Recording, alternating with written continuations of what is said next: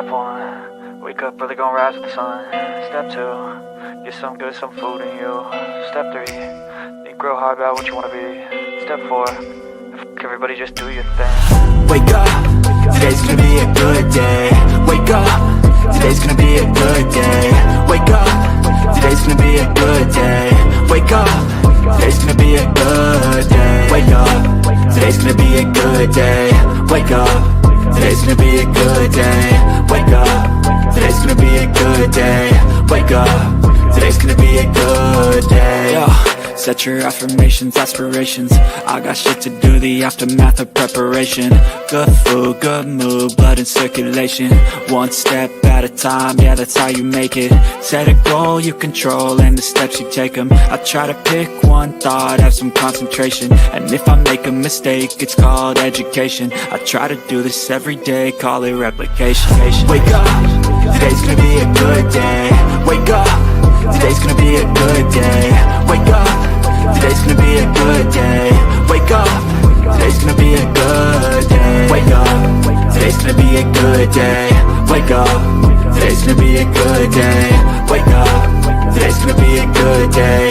Wake up, today's gonna be a good day. So life ain't easy, yo, I think there's a reason though. Ups and downs, just like every different season, yo. Sometimes I'm high, other times I'm barely breathing, though. I always gotta fight and hide from the demons, yo. Negative thoughts are poison, they rot. Head full of flaws, so here come the clouds. They'll never stop unless I can swap all the bad for the good in my head when I'm lost. Yeah, so I'ma fake it till I make it. Positive thoughts are overtaken, I got patience. One day at a time is how you operate a cadence. A flow, you grow, you show yourself a foundation. Stay away from all the shit that causes temptation. I know that I like to do it cause it's sensation. I live my life in my head like a narration. Don't expect greatness, do my best, man, I'll take it. Wake up, today's gonna be a good day. Wake up, today's gonna be a good day. Wake up, today's gonna be a good day. Wake up, today's gonna be a good day. Wake up, today's gonna be a good day. Wake up, today's gonna be a good day. Wake up, today's gonna be a good day. Wake up, today's gonna be a good day. Wake up early, gonna rise with the sun. Step 2, get some good, some food in you. Step 3, think real hard about what you wanna be. Step 4, everybody just do your thing. Welcome to the Bullhorn Betty Coffee Club. If you shave your cooch, but not your booty hole, is that the same as a mullet?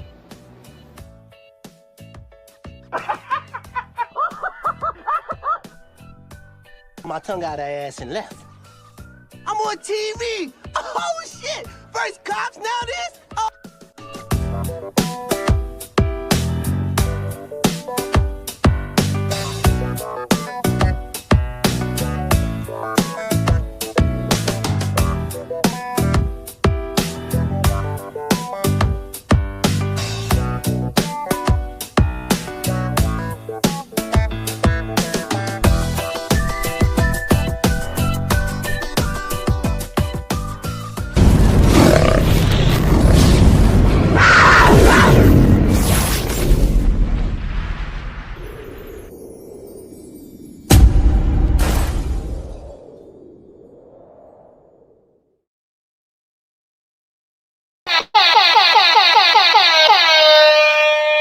Well, good morning, my beautiful coffee beans. Hopefully we have a better, we'll see if we have a better viewing thing. I can see I'm still a little shaky, but the computer has been reset, so I anticipate having a decent live this morning. Good morning, everybody that is joining us. I am so sorry that I am a little tad bit late from where we started, or what time we usually start at 10 a.m.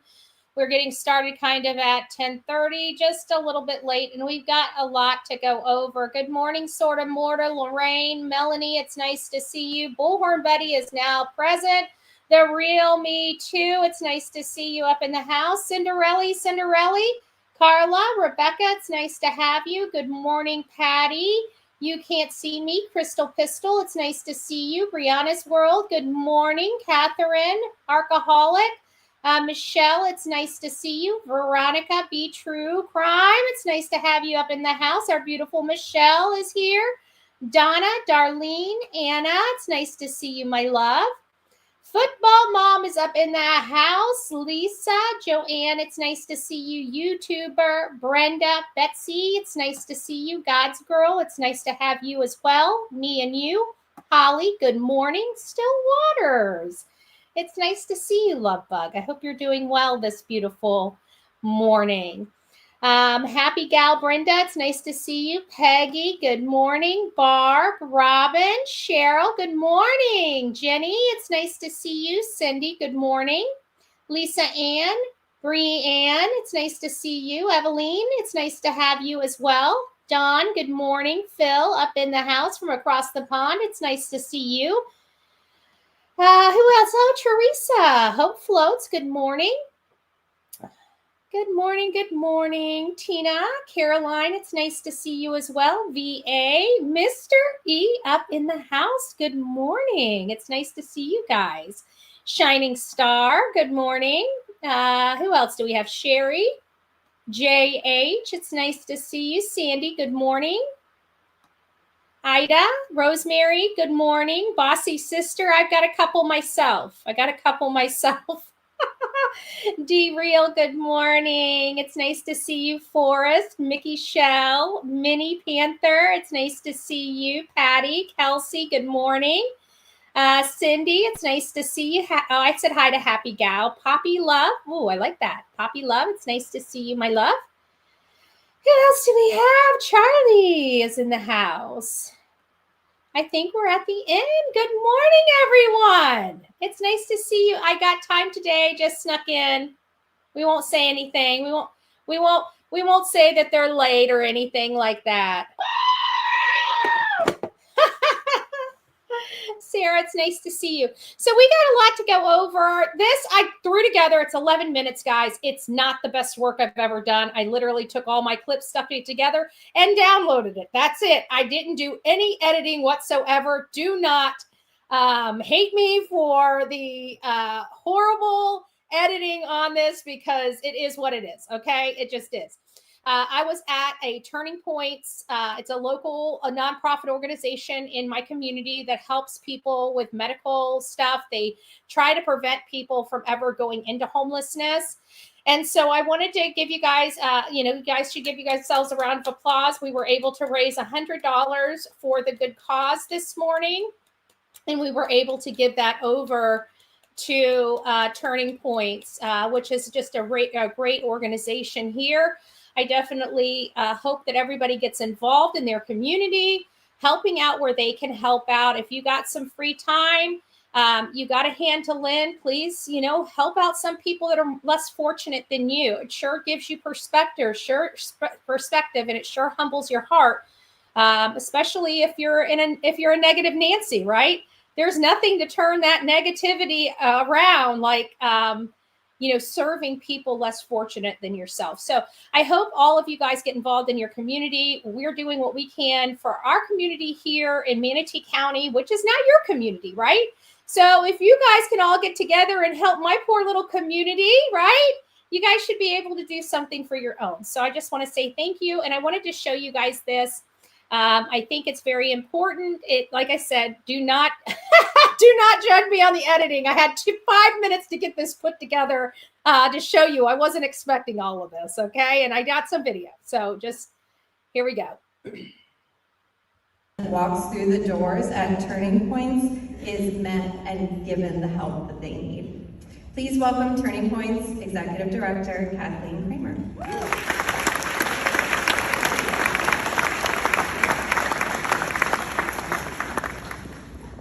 Short people stuff. Oh, she had problems with the microphone. I meant to throw that out. I stopped it after this. She couldn't get to sit. It's a good thing we got started early because now I mucked it all up. Follows me. Imagine a mother exhausted from her long shift at work, that comes home to find another past due bill on the kitchen table. Her child, sitting just a few feet away working on their homework, has no idea the storm that's brewing in their household. Rent is due, the power bill's already late, and the groceries are running low. She's done everything right, she worked hard, she played by the rules, but the costs just keep going up and she keeps slipping further behind. How long can she hold on? Now imagine that same mother, keys in her hand, sitting in the front seat of her car. Not by choice, because it's the only shelter she has for her child. Imagine the fear that that child has as her small world unravels. And yet, on Monday, she has to get up and go to school, try to focus, and do her best like nothing has changed. This isn't just one family's story. Unfortunately, too many families, too many individuals in our community are struggling to stay afloat. And you know what? Most of us will never actually personally see the extent of the issue. But the stories, or the statistics, really paint an interesting story. They make it clear. 66,000 households in Manatee County are living paycheck to paycheck. That's alarming. One crisis away from everything unraveling. There are over 78,000 students in Florida experiencing homelessness. In Manatee County, we had 1,203 students in 22-23 who were living in cars, who were living in motels, doubled up, or living in places that were not considered safe for habitation. And families aren't just struggling financially.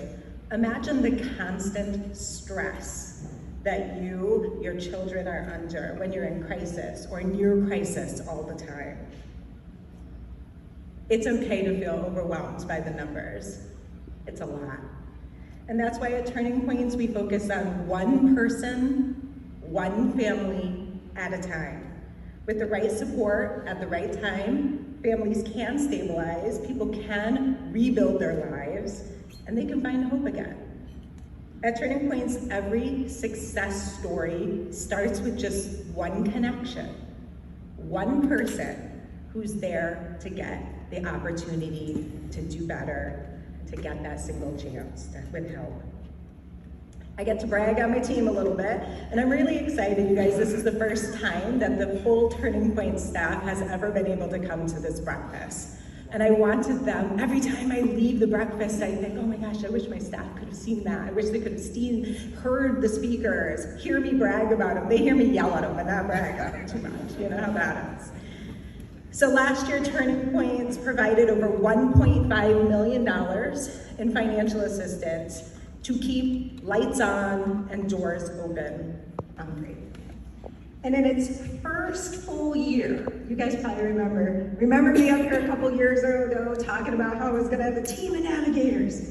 Well, in their first full year, the Community Resource Navigation team absolutely crushed expectations. They provided 11,823 services in 1 year to 2,700 individuals.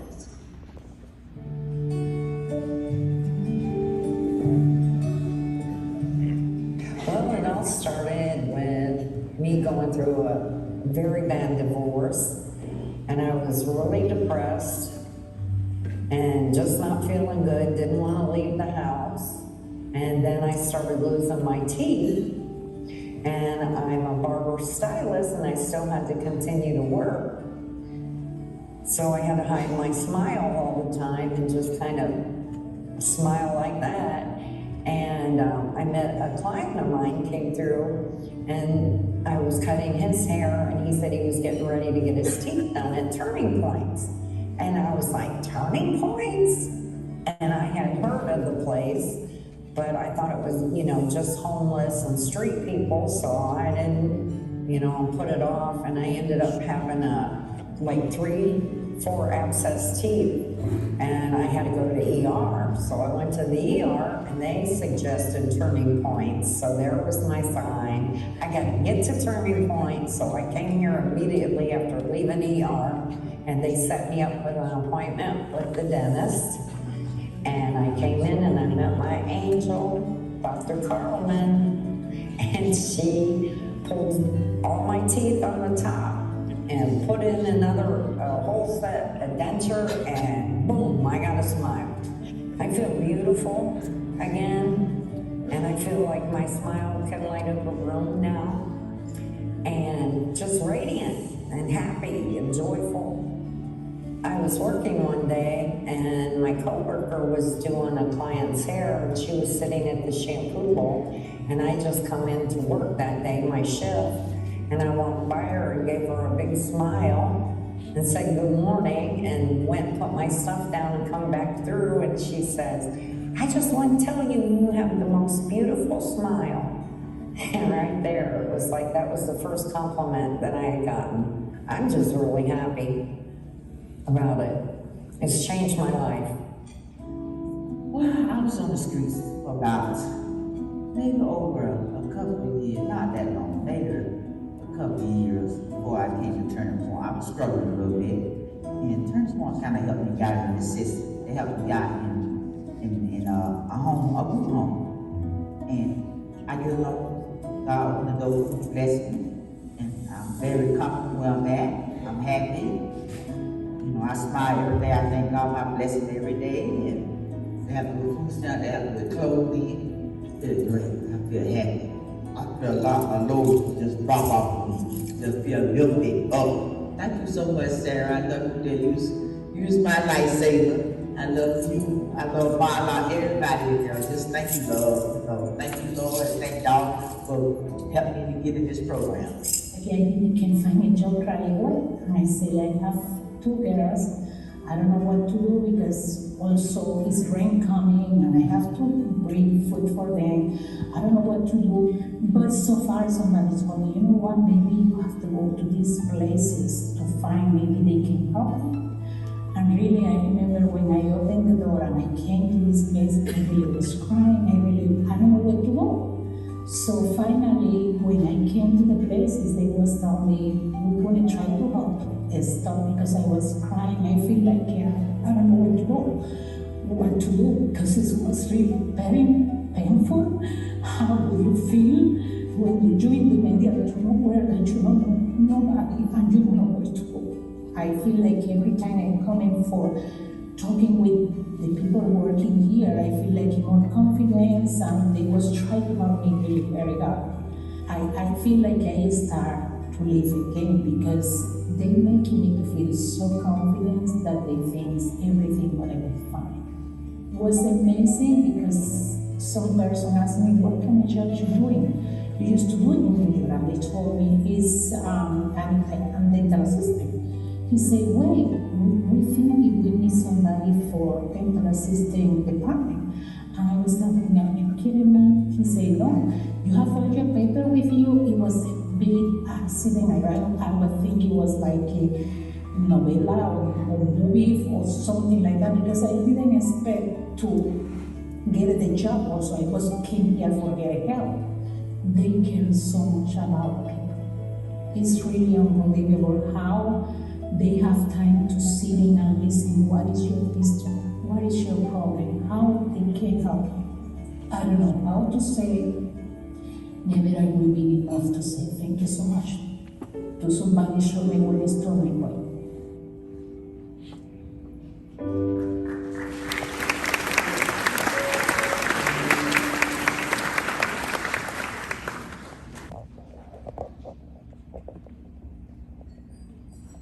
Good morning. How is everyone? Hope you're doing great and enjoying your breakfast. Every time I There's get a on lot of stage, I get people a at little this nervous, breakfast. so if you hear me shaking inside, that's actually what's happening. I am having short people problems too, so I'll stand here. I actually experienced quite a few things throughout my life of taking care of so many other people. I'm one of 27 grandchildren, and I'm the 3rd oldest of those children by the time I was 14. So I've been raising or taking care of someone my entire life. I grew up a little bit in the country, so we have a very close-knit family. My grandmother was, it's happening, sorry. My grandmother was 56 when she was diagnosed with cancer, and I was only 17. So I opted as the caretaker to take care of her and watch her slowly fade away. Throughout my years, I've always dedicated my time in the community and to other people, anyone that I met that I felt like needed that help, because that's naturally who I've been my entire life. I designed a business over the last 12 years working with seniors who have a loss of a loved one or a spouse. I work with them whether their family is in state or out of state, helping them purge and pack and clean up and help the realtors process the whole situation from start to finish.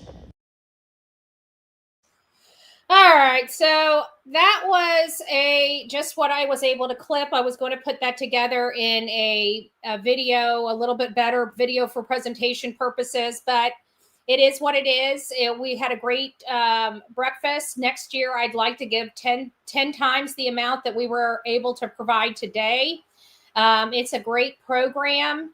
And there's a lot of people that come together and pledge their support on a monthly and annual basis to keep this program alive. So if you guys ever get an opportunity to be in your own community and help support and what's so good about the Turning Points here in Manatee County is 92% of their proceeds, 92% go out. They only have overhead of 8%.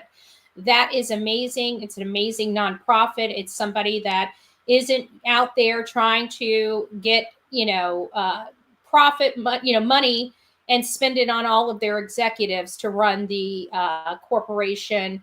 They are a nonprofit, and again, running at 8%. That means 92%. That means the $100 check I cut today, $92 is going to be going to help somebody in need. Also, a great firm that deals with real estate actually sponsored this breakfast, and it was Grimes and Galvano. Galvano used to be one of our senators here in Florida and in this community for this 12th district. Or I think it's the 12th district he was. Anyways, I thought it was very fabulous. If you wonder why I was late, it was for good reasons. I brought my receipts. It was for a good cause, and I'm sure many people on this channel would approve. Now, I'm not going to go through too much here, but I did want to let people know that there is a measles outbreak in Texas. I know I have a lot of viewers from Texas. I came across this on News Nation. There's been at least 10 reported outbreaks already in Texas. So anybody that's living in Texas, I just want you to be on the lookout and be cautious. And to be cautious when you're out in the public.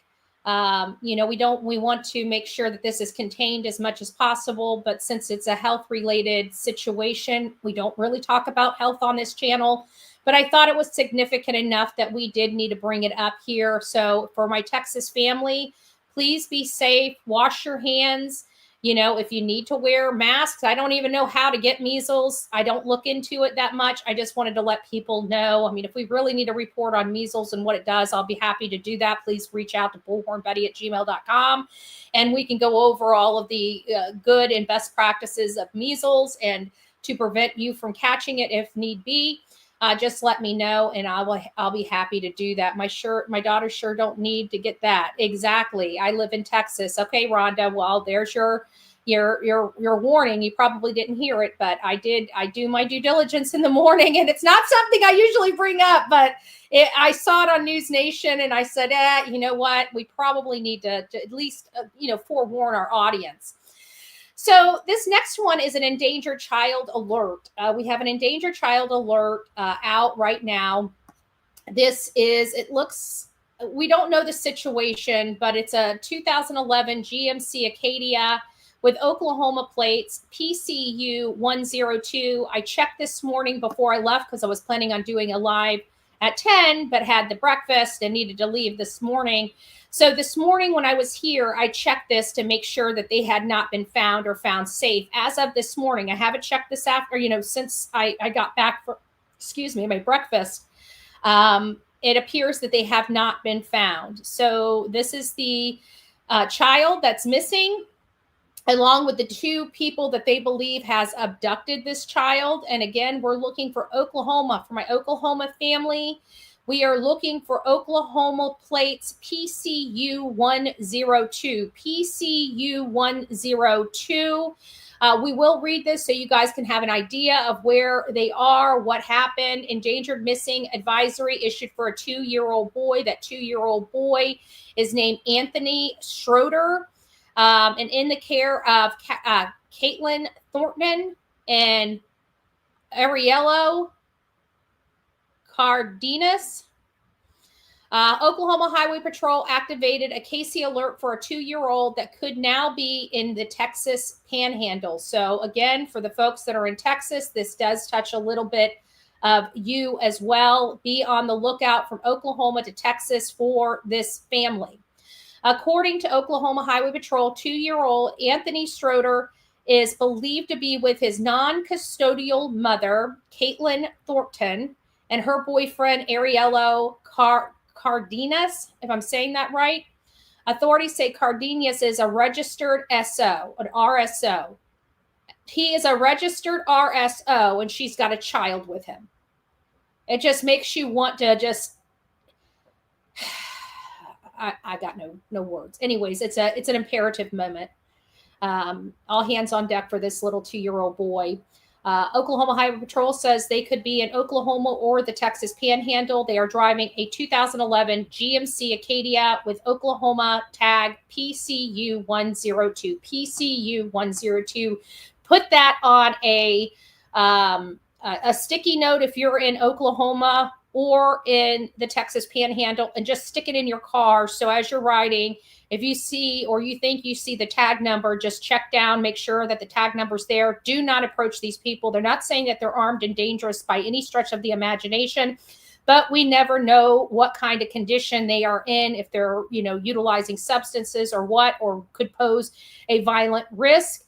Just call law enforcement if you do see them or their vehicle. Now, this is something that we haven't touched in a while. And now, you know what? I'll save this one because we went over that. Let me just save this one for later. We'll do this one this afternoon. All right, getting on to our case. Many of you guys know we've been covering the case of Sebastian Rogers. Sebastian, he disappeared when he was 15 years old on February 24th, 2024. I can't even speak today. February 26, 2024, and has not been seen or heard again. You guys see his face behind me. He has light brown hair to dark blonde hair, brown eyes. He stands about 5 feet, 5 inches tall. We learned at the beginning he's 120 pounds, but according to everything we've learned recently, I don't know how they have the 120 pounds. It sounds like he was between 110 pounds to 115 pounds at best. So I'd like to make that statement. And he was wearing black framed glasses. Allegedly, he's not with a jacket. He's not with shoes. He may be in socks. Nobody will tell us. I believe there was some statement that Seth had made about a sock coming off of his foot, having to search his bed for a sock. So it is possible that Sebastian could be accustomed to sleeping in his socks. But the focus of today's live is we've been focusing on the mother and stepfather. And some of these hate channels are saying we're not focusing on the father. It's because we did focus on the father. It didn't pan out. It didn't hold water. We moved on. The one that is holding water is the mom and stepdad, more so than anybody else related to this case. And so we've kind of been laser focused on them and everything they've said. But everybody's been saying, oh, you need to look at this and you need to look at that. But every time we look at anything to do with Seth, he's hitting all the right boxes in all the right spots.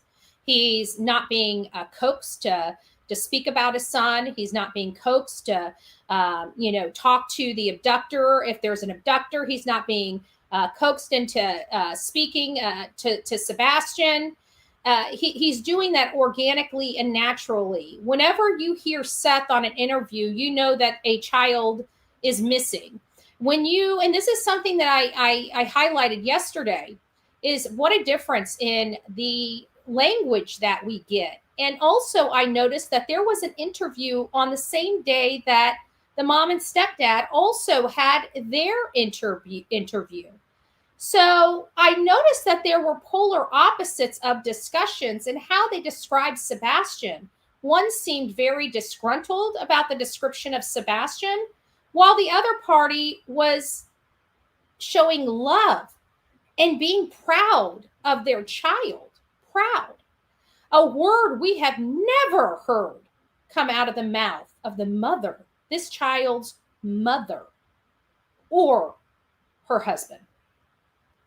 So that really wasn't the focus yesterday. It just became the focus because it was so overwhelmingly noticeable at the very beginning of the case. Who was out there hitting the pavement? Who was out there, making sure everybody knew a child was missing and who was not? And that is what a lot of our problems are.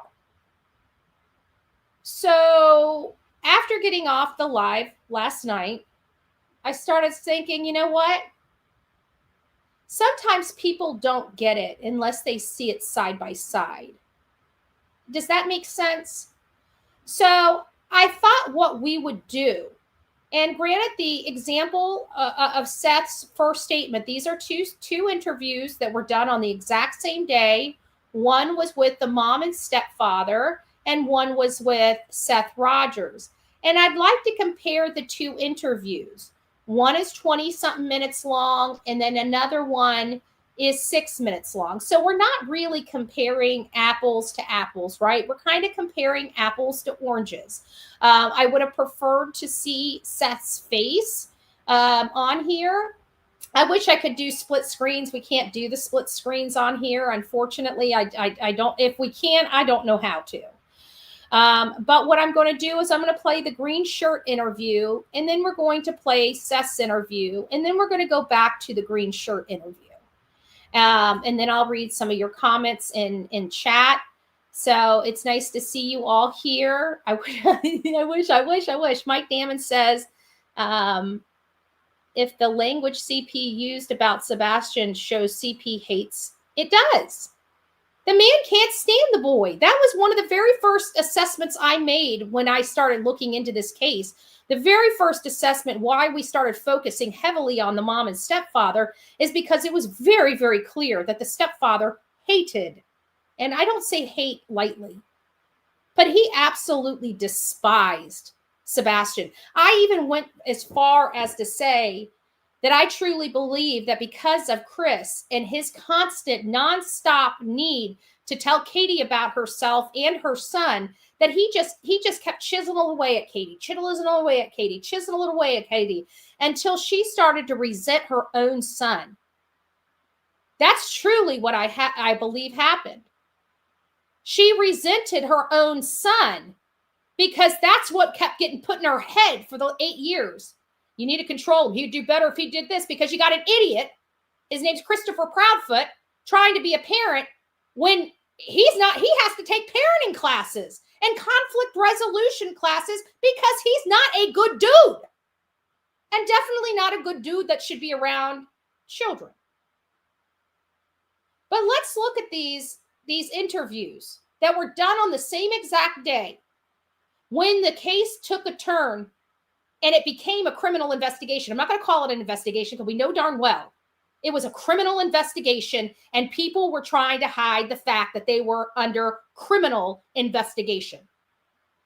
And Chris and Katie, as well as Seth, are still under criminal investigation. But let's face it, they're not over in Seth's neck of the woods doing all their testing. They're not over in Seth's neck of the woods doing 3D imaging. They're not over in Seth's neck of the woods checking his landfill. This is all happening over in Chris and Katie's neck of the woods. So if people can't reasonably deduct that this child was most likely harmed or injured or taken away by his mom and stepdad, I don't know what is, because law enforcement's the one that's doing the investigation over there in Hendersonville, not Clarksville. So that's one of our telltale signs of who they truly are looking at in this investigation and who they are not. We've also recently learned that the mom and stepdad have quit cooperating with law enforcement. And we also realized right around Sebastian's birthday, his 16th birthday, where he should have been celebrating his sweet 16 with his father and family and friends that still care and love him. Not the ones that want to get rid of him and have been wanting to get rid of him for 2 years. They're not invited. But he deserved to be there. And he was not there for his own birthday. But law enforcement started their open communication with Seth on that day, which I am hoping and praying they're still keeping that open line of communication with this father, an innocent father that literally got off work and his whole world turned upside down. A man that has not sat there and complained one iota about what he's going through. Just fighting to bring his son home and his son home safely. So I want to make sure that we watch the green shirt interview first. It's 22 minutes. This is going to be a little lengthy. Then we're going to go to the 6-minute one. And I want you guys to hear, when we start getting into the conversations, I'm probably going to stop, and then I'm probably going to dovetail back over, and we're going to be listening to, bouncing back and forth in the description. So I want you guys to pay close attention to how Chris and Katie speak about Sebastian, and how Seth Rogers speaks about Sebastian, all on the same day. I just want to say thank you for allowing me to come into your home to talk with you all. Obviously, everyone wants to hear what you have to say. And it's all about bringing Sebastian home and safely. So first, just express, I can't even imagine as a parent what you two are going through. How would you describe the situation right now? How are you coping? Oh,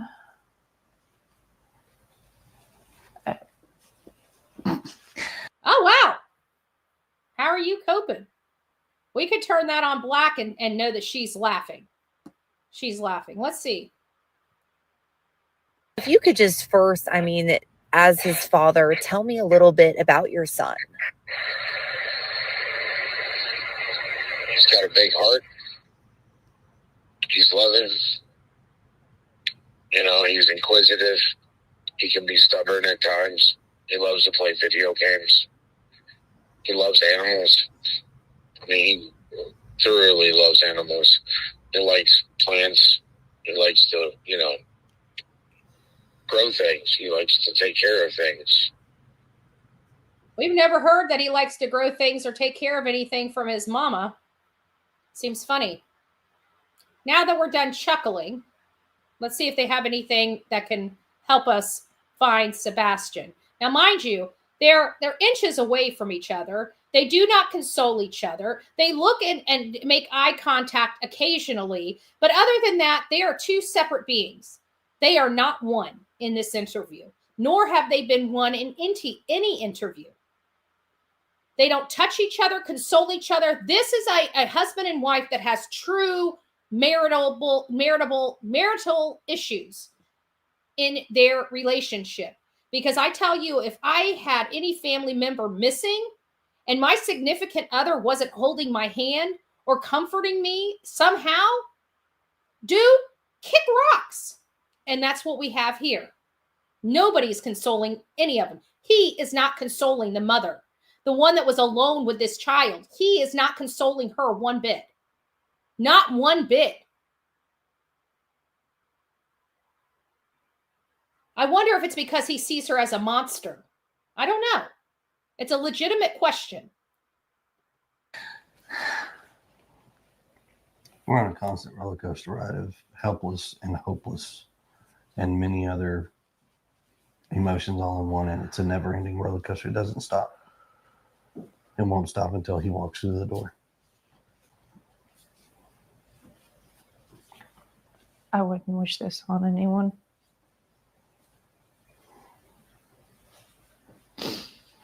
Not anyone. I know we're about keeping hope alive. I'm sure that's in there somewhere. Oh, yeah. Having to be coached to talk about Sebastian. They're talking about themselves. I don't wish this upon anybody. This is hard on us. And it's Holly Thompson that has to say, well, I'm sure there's got to be some hope in there somewhere. Interesting. He's going to come home. He's going to come home. He's going to walk through that door. And if you notice, they've never said his name. We're already a minute and 19 seconds in, and the only person that has said Sebastian's name is Holly Thompson.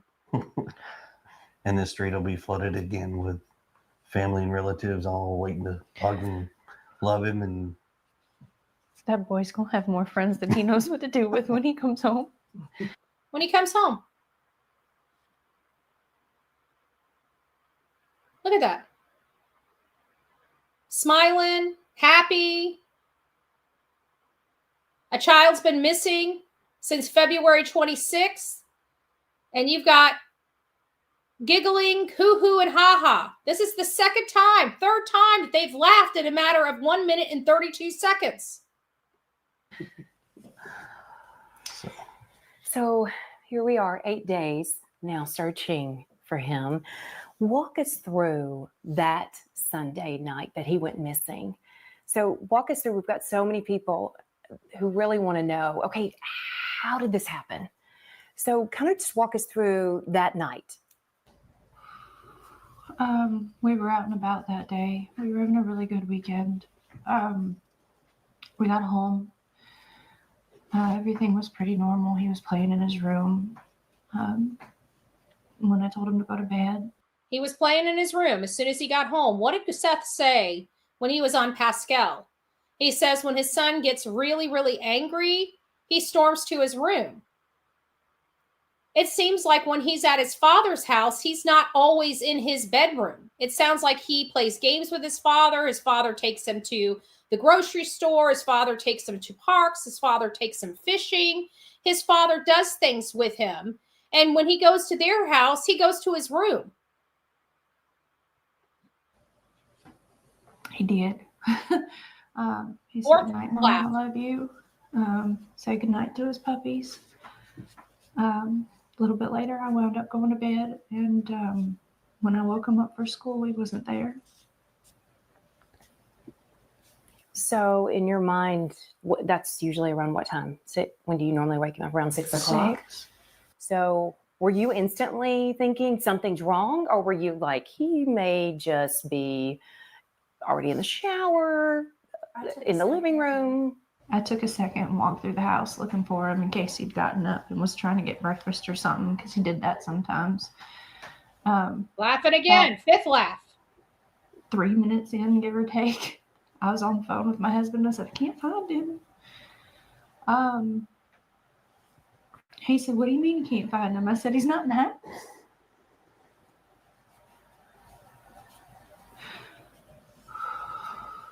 And so at that point, is that when you call 911 or what's going through your mind?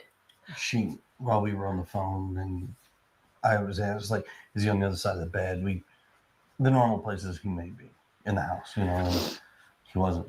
So I was like, okay, well, hold on a minute. And immediately after that, we called the sheriff's department and made the report. I ran all over the house, outside, inside. I looked in every. They didn't immediately call law enforcement, although Terry Lynn was wrong at the 6:39. The call didn't come in until 6:33, according to the sheriff's department. Was it? Within minutes, they were here. They responded within minutes, and here we go. So you said you were on the phone with her, so you were not home. No, ma'am.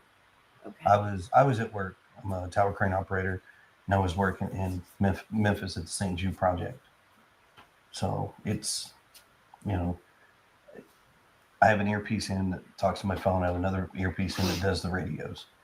He was not at work at 6:03 when she called him.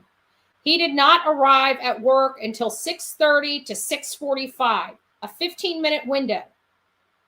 A 15-minute window. And the way I calculate it is he got off the phone with law enforcement and clocked into work. So when she was talking to me, I was like, what? I was confused. We talked about where he could possibly be. And then we went from there and led to calling the cops. And here we are now. And within minutes, they're there at the home. Yes, ma'am. It was rapid fire. They had cars. They had cars from here down to the main road, as far as I could tell. I truly believe that they were not anticipating the amount of interest in this case, even from law enforcement. Hearing that there was a child autistic, they brought in the entire cavalry and started searching the woods. They were adamant that they were going to find this child, and they kept coming up short. There was no scent. There was no video evidence. He walked out. There was no evidence showing what direction he went. There was no eyewitnesses that saw him walking anywhere, let alone outside of his home. So, you know, back in the day when I ran away from home, you called law enforcement. And remember, Chris and Katie aren't that much younger than Bullhorn Betty, maybe a little bit, but not much. And back in my day, you report a child missing, especially a teenager. An officer comes, takes the report, puts a bolo out on you, and hands your parents a little package of paper, and then they start searching the area. There is no cavalry. There is not multiple, officers lined up around the road. There's no search group, for you. You get a package of paper, and they tell your parents, call us if they come back. And so in their downtime between radioing back and forth with different calls, they're searching for that child, maybe 2 or 3, whatever units on patrol. They have the bolo out. They're looking for you, but it's not a top priority, right? So this was much different than I'm sure anybody was accustomed to dealing with. And it's because they had a medically needy child. They weren't taking any chances, and they brought the whole cavalry in, just my opinion, because I don't see this kind or level of searching for any other runaway child, right? I'm sure Sumner County is not immune to runaway kids, but we've never heard a level of this response before. So what that tells me is it must have been because he was medically needy, and they were very concerned about his autism, and him winding up in a pond was probably their primary concern. So I think this caught them off guard, because you can see on their faces that they were not concerned, or they did not believe that they were going to have this level of law enforcement present. Here we go from Chris, and the whole cavalry came in, lined up. You could see in her face, she was not expecting that. She was just not expecting that. That's just my opinion. You guys can formulate your own opinions based on the same information. So what's going through both of your minds? I mean, are we panicking? Is it this, I think he's probably at a neighbor's house, or what are you thinking? My son doesn't run. He's not a runner. He's never run away before. I don't know why. I don't know why he walked out that door. I mean, he's a good kid. He's not a mischievous child by any means. And that's always troubled me. He's not in trouble. He's not a mischievous child. We're learning that he doesn't go anywhere, doesn't have any friends, ain't stealing mommy's car, ain't got a whole bunch of booze under his bed, but he always seems to be in trouble and humiliated by these very two people that are standing or sitting before you. He's saying out of his own mouth he's not a mischievous kid, yet he is the one that's constantly on the phone with Seth trying to keep his punishment that he has for Sebastian going even at his father's house. He's trying to force his father to put diapers on his own son because this man right here tells him he should and he has to. And that all the problems that they're having is caused by Seth. They're so deluded and so removed from their own culpability in why this child is so stressed out that he's urinating and defecating on himself, because it can't possibly be them because they're too sick in their freaking brain to realize they're abusing this child, or they realize they're abusing this child but don't care. I don't know which it is. I don't know which it is. But in my opinion, these people do not need to have their child back ever. And I pray to God that Nina keeps Faith away from this monster, because what will happen is no matter how much you try to rehabilitate this man, he is never going to be rehabilitated. He is going to always feel he has a right to put his hands on somebody. There's answers to questions that have no answers, or questions with no answers right now that we are searching for desperately. And we just don't have that. Is there anything that happened that day that you think back and there might have been a reason he was possibly upset, or something outside that could have enticed him Nothing to go to see outside? over Is here. there anything that came to mind? We've been combing over that day and even the weeks before he left, and I hadn't been able to figure it out. He's that morning he was laughing. If he really did run away from home, it doesn't take a rocket science to figure it out. It doesn't take a rocket science to figure it out, but I don't believe this child walked out of the home, but I wouldn't blame him if he did. I truly wouldn't blame Sebastian if he did walk out of this home. But I don't believe he did, because if he did, he would have called his dad. I truly do believe in my heart and soul that. He was joking. Everyone we were around that day agreed that he seemed like he was in a good mood. He was behaving. Interesting. It'd make more sense if we'd been fighting. Oh. Not fighting, but we've got images at the Texas Roadhouse of him covering his ears with his index finger, shaking his head no. When he sits down, something that lady right there says to him, and he shakes his head no, while she takes her phone and you can tell how she moves her phone, that it's not a good conversation, not a happy conversation. We'll say that. You can see that they were having a disagreement of sorts at that dining table in that restaurant. So she just can't seem to figure it out. They had the best time ever. That's her story. She's sticking to it. I agree with you. I do believe they've been fighting. I'm going to go ahead and play this. Give me just a minute. Or you've been in trouble, but he hasn't been in trouble. So, I mean, the $1 million question, why did he go? And the other $1 million question is how. What about social media? Was there anything that, anyone he could have contacted? I understand he was somewhat of a gamer, or what was he? There was a video game he loved, right? Minecraft. He loves Minecraft. The game that he has is not online. He has the Switch. We don't, because of how social media can be, he doesn't have accessibility to communicate with folks on the internet. I mean, we have a firm belief.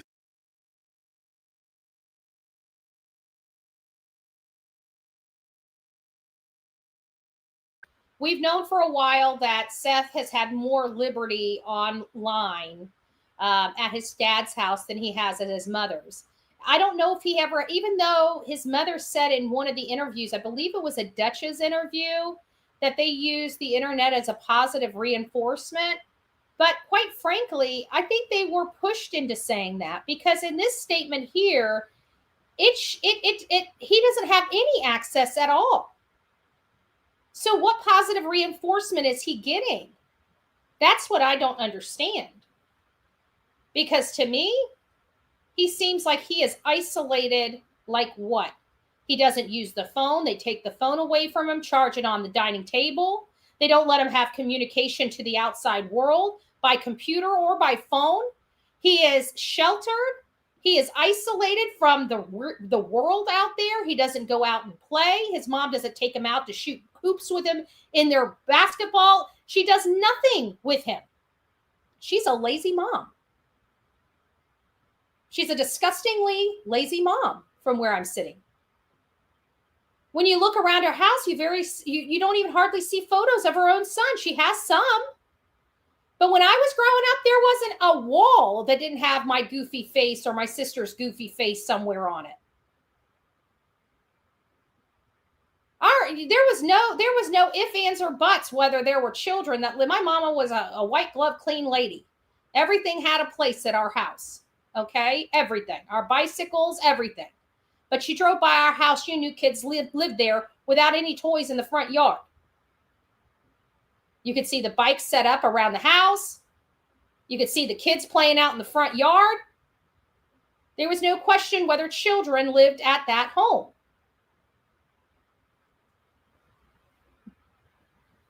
But their home, when you talk to their neighbors, they knew of Sebastian.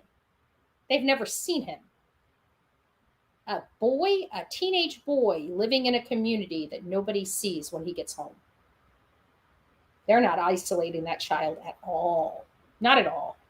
That we just don't feel that right now he's capable of having that kind of responsibility. Mm-hmm. So, I mean, his phone is locked down, his computers, his gaming. He doesn't have a gamer tag. He doesn't have online capabilities with games. We've combed every electronic. I mean, we've cooperated with all the authorities. We combed every electronic. They did. When? When did they have time to comb through the electronics? I mean, it sounds to me like they woke up, realized the son was gone, immediately called law enforcement. The cavalry showed up. When did they have time to comb through the electronics? The electronics were taken. Oh, you mean after the fact? When they wanted to know what law enforcement had? As far as very interesting, because they also did the same thing with the surveillance from their neighbors. That man right there went to several neighbors' house to see what they had on footage before law enforcement got a hold of it. I know that without a doubt, 100%, that is a true statement. And I believe this man has acknowledged that. Anything they've asked us to provide, we've provided, and still just don't have any answers. Did he have any friends that could have possibly contacted him in some way on his phone? All his friends at school have been questioned to my knowledge, and none of them knew anything. All of his friends from school. I wonder how many of his friends from school have ever been over to their house to visit or have a play date, or to go to the beach, or to go to the lake fishing, or to go do something any other normal family would. It looked like they didn't do anything together unless Sebastian was out of the house. So this big question mark. He's vanished, and no one can figure out where or why. All right. So let's talk too about the relationship involved, because the biological father is very much involved in Sebastian's life as well. Yes, ma'am. Very much. Right. And how would you describe that relationship, the two of them? And I want to remind you, at this time, their communication is basically done. They don't even talk together. We didn't know that at the time. We learned that. But listen to how they try to put this facade up that it's like everybody's working together and on the same page, even though they both know that's not the case. The four of you. It's relatively good. I mean, we talk regularly. He talks to his son on a regular basis, sees him on a regular basis. He's involved in school and therapy. And I mean, he doesn't have any extracurricular activities. But have you guys noticed Chris's eyes? Do you guys notice how he kind of side eyes Katie? Have you guys noticed that? I'm just now noticing that for some reason. Throughout her conversation, he kind of side eyes her while he's making sure he doesn't touch her. There's just something about his face that is, I don't know. I'd be sleeping with one eye open. I'm just saying. I want to get to the part about Sebastian. About them talking about Sebastian. I don't think they quite got to it yet. And once they do get there, we're going to flip over to Seth's side. Now, if he did, his dad would be in the front row. His dad would be in the front row. That's like the 6th or 7th chuckle or laugh they've had in this interview. I don't think I've ever seen Seth. I mean, there might have been something that was a little bit funny that was said in like one of the interviews, but I've never heard him laugh answering questions about his son. Every time I see him and he's talking about his son, his eyes are almost filled with tears. His eyes are almost filled with tears, and they're able to chuckle through this entire interview, and I just don't understand that. I know people on the other side are going to say they just grieve differently. Grieving what? They don't even look like they have an urgency to bring their child home. They're just lackadaisy. Well, you know, this is kind of what it is. This is it. Now, can you guys go away? We've put on the dog and pony show. Now, can everybody just go away? Let's sweep this under the rug. In 2 different households, and the communication between the 3 of us is great. Great, he says. Absolutely great. I mean, yes, we're just like every parent. We all have our disagreements, but in the end, we come together as a team and we work and we come up with solutions. Wow. They come to, when push comes to shove, they come together as a team and they figure it out. Well, what part of that team says the biological father has to go search for his son all by himself while 2 military-trained people sit on their arses? Sounds like a great team effort. Great team effort. That as we best see fit. I mean, I'm almost in contact with him almost daily. Almost daily. I think Seth at this time says he can barely get them to pick up the phone. Let's talk about Sebastian. Okay, here we go. This is where we are going to be moving back and forth between the interviews. She's got a huge smile on her face. She's expecting them to talk about the, putting their son on this beautiful pedestal, talking so kindly of their son. This is what this is what any interviewer expects when you are dealing with a missing child. Every bad thing that child's ever done, it's funny. It vanishes out of parents' minds. And the only thing that infiltrates their minds when their child is missing and they're longing for that child is all the great, wonderful things that child did. So certainly that should be what we're hearing out of Chris and Katie's mouth in this interview. Let's see if that's what we hear. Tell me about Sebastian. How would you describe him? Sweet, stubborn. He loves to help. He loves running, and he loves to play his games and his fidgets and Uno. Lord, that's one of his favorite games right now. Favorite color is green. Does he love music? Oh, He loves music. an eclectic taste. How An many? eclectic. I mean, from Let me hear something. Hold on, let me hear something again. Does he love music? oh, He loves music. an eclectic taste. Okay. How An many? eclectic. I mean, from as everybody knows, Eye of the Tiger to Eddie Vedder. Oh yeah. Oh yeah. So we got Pearl Jam on one hand, we've got Survivor on the other over here. We've got Taylor Swift and He's got a big crush on her. I mean, country, rock, no hip hop. classic. We don't allow the hip hop.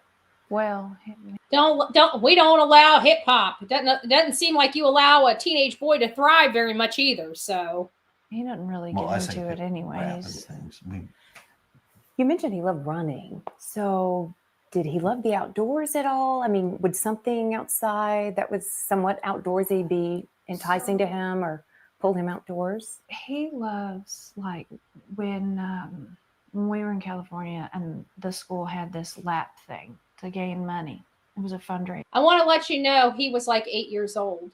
This is her only memory of talking about her son outdoors, was when they were in California and he was like 8 or 9 years old. He might have been just a little bit older than that. But that's her memory that she's running to, is all those years back. All those years back. And every year he was, I did this many laps. I did this many laps. I mean, I've got t-shirts where they would write on his back every time the kids went around. But she doesn't have any of those memories of recent. Why? Why? Mark a mark on the back, and they'd keep running. And he just had marks all the way across his back. He likes playgrounds. He hates being dirty. He don't like being dirty. Yeah, he's not your tomboy style child. Here we go. Here we go. Now we're going to listen to Seth after this. Where he goes outside and plays in the mud. He loves animals, but he's terrified of bugs. Oh yeah. Laughing. I mean, even a fly, and he's like, oh! And let's talk too, because he's highly functioning. I know you all have described him as having a form of autism. He does. But describe that to our viewers too, as far as his way of thinking of things and maybe how determined he was about certain things or his mindset. He He's got a stubborn mindset. If he believes it's this, he gets on a one-man track and he is just on it, and he is all about it. But I mean, he's very smart. He can play chess. He can beat adults in chess. Wow. So he loves playing games. What about navigation? Like, did he have a sense of direction? Do you think he could have possibly even hitched a ride or gotten a ride on a bus or some sort of transportation? that is a speculation that we don't have an answer for. But they will speculate that he walked out the front door and ran away from home, because none of them allegedly were awake at the time, which I don't believe. But either way, they're speculating on that, but won't speculate whether he knows how to get on or off a bus. He gets on and off a bus every single school day. How would he not know how to get on and off a bus? That to me is an oxymoron. But they're trying to play this game that their child is incapable of thinking or doing anything on his own, which I don't necessarily believe. Directionally, he knows he could guide you from our house to his dad's house. Yeah. He could get from... That is over an hour and 15 minutes away, and he can guide to his dad's house. But he's incapable of possibly, they can't assume whether or not he can get on or off a bus. And still not one of them says, well, you know, he does drive a bus to school every single day, and he manages to get on and off that every single day that he goes to school. From like this house, I think he can make it up to Culver's ice cream. He can go to Culver's. Oh, boy loves he knows malt. where Culver's is because Culver's has malt. He loves malt, extra malt. Every time, extra malt. Now, how far away does his dad live? Clarksville. His dad lives up by Clarksville. So he could guide someone all the way to Clarksville. Mm-hmm. Oh, wow. Okay. So a pretty keen sense of direction, at least with certain things. Familiar routes. Yes. Familiar routes. Okay. Familiar routes. I mean, if I took him another route going this way, he would not know it. He goes up there so often that he knows how to get to his daddy's. We know that. His dad works with him as far as, well, we're going this way, we're going that way. And They know without a doubt he knows exactly how to get to his father's. That's what they just said. Without a doubt, they know he knows how to get to his father's. How many believe if he truly ran away from his home, he would be heading toward his dad's? If you think that he would be heading toward his dad's, put a 1 in the chat. If you don't think so, put a 2 in the chat. If he chose to leave home, if he truly had ran away from our home, he knows his way to Culver's ice cream because he absolutely loves extra malts. And he could go to Seth's house. So if he ran away from home, that would be the direction I would think he would go. He knows how to get there. They've acknowledged that he knows how to get there from Hendersonville. Turn-by-turn directions to his father's house. So why didn't he ever show up at his father's house if he ran away from home? This is their words, not mine. Sebastian, yes, is very intelligent.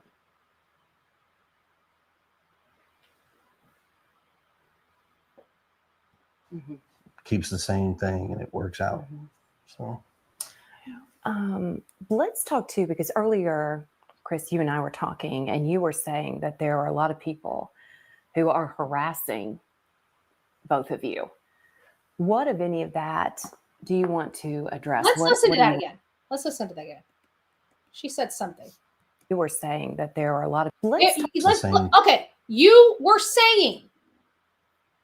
So she had the pre-interview before she turned the cameras on to get a gist of how her conversation with them is. And so they bring it up to her, all the problems that they're having online. Now, mind you, they're talking about being harassed on this interview March 4th. Bullhorn Betty was never even involved in this case at this time. We may have ran a 5-minute clip on a missing 15-year-old boy out of Hendersonville, Tennessee, but we were not involved in this case at this juncture. We got involved in this case shortly after this interview. So they were already allegedly being harassed. This is their first time to mainstream media or social media. So the only way they could be harassed is by the people in their own community, because nobody out here in the ether knew about this case at this time. Everybody was still on Riley Strain's case. This has been their smoke and mirrors since the beginning to give them an excuse to act any damn way they choose to act because they're being harassed. Let's see if Seth acts this way. We'll be getting over to his interview next. So let's go back, because they tell her. She didn't ask the question of online harassment. They wanted her to talk about it. Listen. Often that he knows how to get to his daddy's. We know Listen to her words. his dad works with him as far as, well, we're going this way, we're going that way, and keeps the same thing and it works out. So let's talk too, because earlier Chris, you and I were talking, and you were saying that there are a lot of people who are harassing both of you. So they bring this up to Holly Thompson. They make this whole entire interview about them and what they're going through.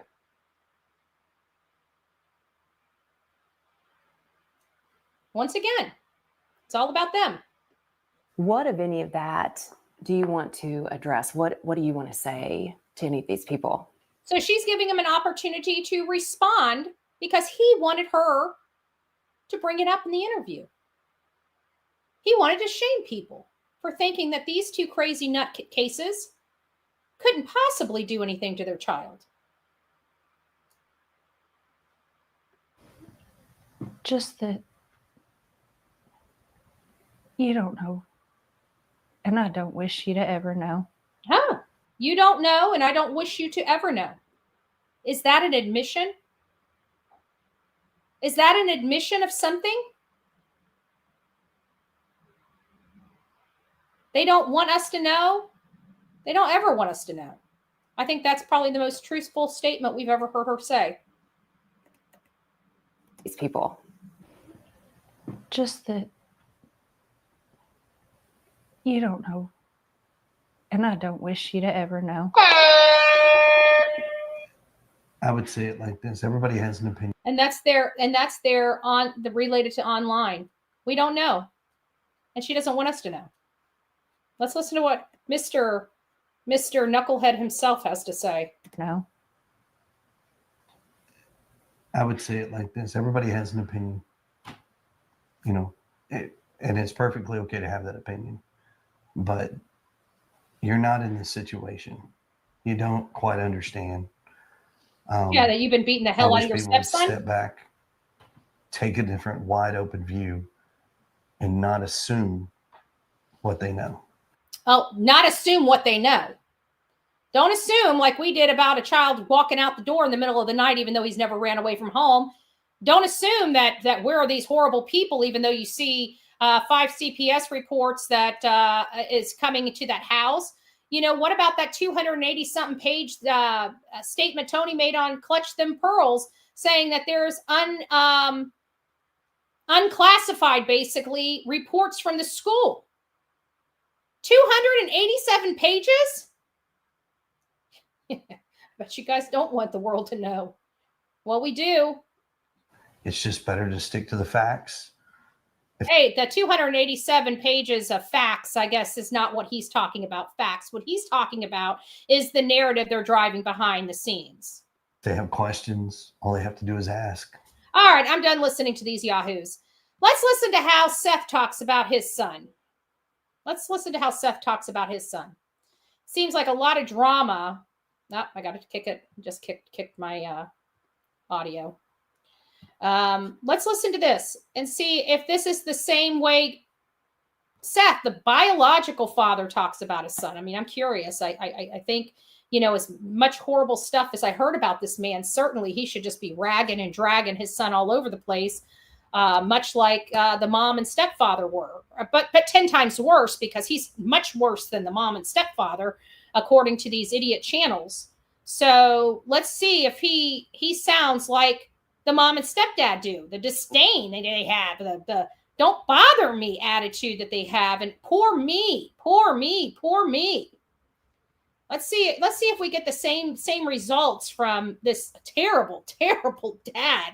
I mean, golly, goes to his games, is involved in his life, talks to him regularly, sees him regularly, takes him to parks and fishing. Oh, good God. I mean, what would we ever do with terrible fathers like that? What would we ever do? No, I don't read comments typically when I'll see something and catch something. CP has an immense reading chat, and he didn't like what people were obviously saying and asking, in my opinion. Oh, don't you know that that's called harassment? Because people have opinions. He calls that harassment. And he calls people that actually want to just get a lay of the land stalkers. I'm on a public road and ain't looking for your sorry ass. So why in the hell would I be stalking anybody? I didn't stalk nobody then. I didn't stalk anybody now. Have no business talking to him. Don't want to talk to him. Don't want to see him. I got no part in them. There's shit on my shoe as far as I'm concerned. They're beneath all of us. They won't even get up and help try to find their son. I got no respect for people like that. None. If you could just first, I mean, as his father, tell me a little bit about your son. Let's see. Let's see if this is about, you know, personal space and things that happened, you know, 8 years prior to the time that the child disappeared. Let's see what the father has to say about his child. He's got a big heart. He's loving. You know, he's inquisitive. He can be stubborn at times. He loves to play video games. He loves animals. I mean, he thoroughly loves animals. He likes plants. He likes to, you know, grow things. He likes to take care of things. He loves his video games. Boy, the kid loves his video games. What has the last week been like for you as a father? He loves video games, yet, and everybody said this. We just heard that come out of Katie and Chris's mouth. We're hearing it come out of his dad's mouth. So why was his switch that was in his room with him not go with him when he left to leave for forever? He ran away from home, allegedly. So why didn't he take his coveted possessions? My heart is missing somewhere out here, and I'm just trying to find you. My heart is missing. You don't see a man laughing at every single question being asked or chuckling. His heart is missing. He wants his son. Yeah, I don't know where he's at. I can't find you. And when was the last time you got to see Sebastian? Last time he was at my house. So I was supposed to have him last weekend, and it would have been 2 weekends prior. He was at my house, and I got to see him. We got to play video games, watch TV. Had a great weekend. And I mean, obviously, it seems like, what has it been like working with law enforcement? Have they been great, you know, trying to help you with this search? They're definitely doing everything that they can to find my son, and I thoroughly appreciate it. And I hope that they find him every day. I'm waking up hoping that they find him. And obviously, so he's autistic. Are there any like tendencies that he may have? Like, does he like hanging out like in the trees or by water that could? This would be where Chris says that, you know, he's in your face. He doesn't understand personal space. If he's got his mind set to something, he's gung-ho about it and not caring about what anybody else thinks or sees or feels. This is where they start digging into him. Let's see if his father also digs into him. Maybe help people find him. He does like creeks. I mean, he loves to go fishing with me. But if he's in the city limits, he's, you know, video games. He'd probably be, you know, maybe an arcade or something. Okay. And has he ever done something like this before? Just leave the house for a short period of time or anything like that? No.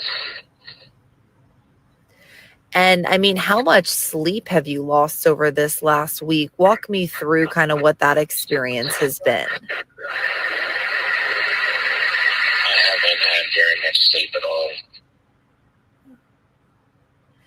I mean, coffee and energy drinks is my main diet has been. Yeah. And I know you said you were out there searching. Are there any particular places that you're looking that you think he might be at? I'm looking everywhere. I'm not from this area, so I don't know it. So on the same day that the mom and stepfather give an interview, Seth gives this interview, and it's much different than the other interview where people are being chastised for having their feelings. You hear this father saying nothing but praise about his, how he is actually physically boots on the ground searching. We never heard one iota of the plans of the mom and stepdad to help aid in the search for their own son. You've never heard them say, well, I've got this place out there. We're going to be searching this place. We're going to be going here and looking. You get none of that from the mom and stepdad. Though the father, that's under heavy fire from all the goons that the mom and stepfather hired or elicited for help to drag this man, none of them can sit there and say anything about going out and helping. I can. Terry Lynn can. Umpteen people, Mr. and Mrs. Car Guy, Silver, other people that are in our chat have spent more time searching for this child than the mother that gave birth to this child. And somehow we're off base. Or they're trying to convince us we're off base. I have never met a mother quite as disgusting as Sebastian's mom. Now, the one before her was the most disgusting, right? But now we're here. And she's disgusting to me. She's a disgusting woman. I'm just everywhere. I keep telling people, keep your head up and your eyes open. If you see him, call 911. You know, if my son hears my voice, buddy, you need to get a phone and call 911, you know. He was never coached to say that. That came organically and naturally. Not one time did you ever hear Katie or Chris ever speak to Sebastian or ever speak to the abductor. Yet Seth, on the same date and time, instead of complaining about how this mom and stepdad are being harassed, he's talking about his son. He's speaking directly to his son. He's instructing his son, if you hear this, call 911. Definitely. And you live in Clarksville, right?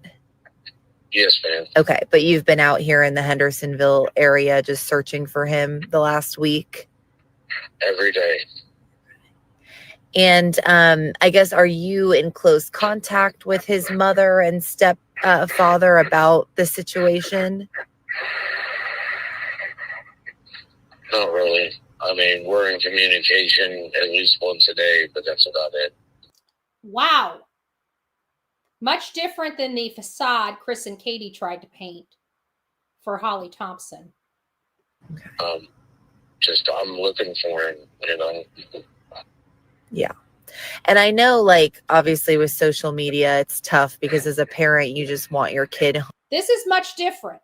So Holly Thompson was asked to bring up social media. This particular Caitlin was not. She was not asked to bring it up. She decides to ask about it very organically.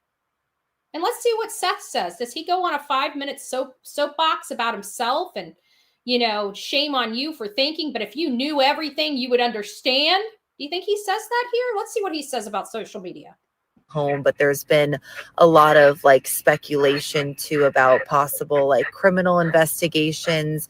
I mean, what's kind of your reaction to all of that chatter on social media? I don't have social media, man. That puts a kibosh on that little poor me. So we get the poor me from the mom and stepdad. And we get that I want to find my son from the father. Two polar opposite interviews that I felt were absolutely well overdue to be presented together. I didn't realize this until I presented some of Seth's interviews last night. And then I started noticing that these two interviews were on the same day and how polar opposite they were of the opinions of the parents. You can see one side of the family has this disdain for this child.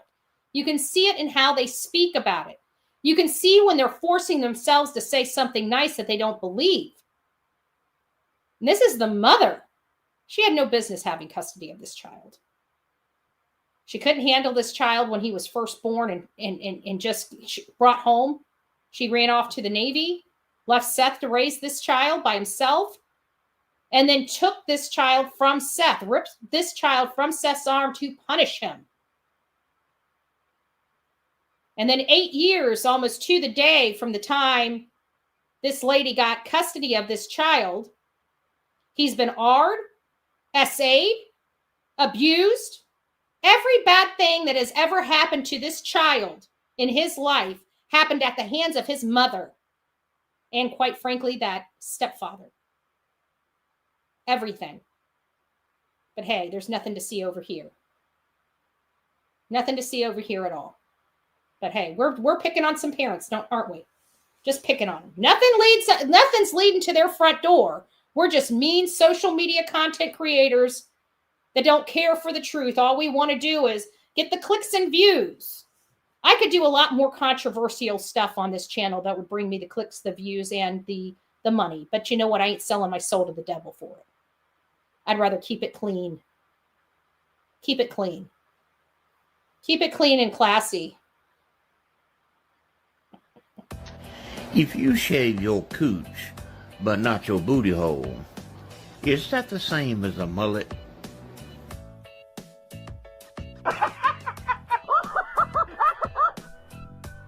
My tongue got her ass and left. I'm on TV. Oh shit! First cops, now this. Oh.